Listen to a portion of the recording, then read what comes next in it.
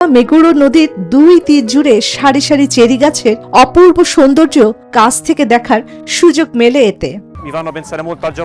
বছরের এই সময়ে আমাদের জ্বালানি খরচ সর্বোচ্চ থাকে, তাই হ্যাঁ, এই ক্ষেত্রে আমরা ক্ষতিগ্রস্ত হয়েছি। চেরি ফুলের মৌসুমের ঠিক আগে অপরিশোধিত তেলের দাম বেড়ে যাওয়ায় জনপ্রতি ৫,০০০ ইয়েন অর্থাৎ $31 খরচে ১ ঘন্টার এই ভ্রমণ এখন বেশ জনপ্রিয়। আবহাওয়া এবং চেরি ফুল উপভোগ করার জন্য এটি নিঃসন্দেহে একটি দারুণ উপায়। এদিকে জ্বালানি দাম বাড়লেও টোকিওর ওয়াটারওয়েজের প্রধান নির্বাহী কাজুয়েশি হাবানা জানিয়েছে এখনো পর্যন্ত টিকিটের দাম বাড়ানো হয়নি। চন্দ্রানী চন্দ্রা, নিউজ 24।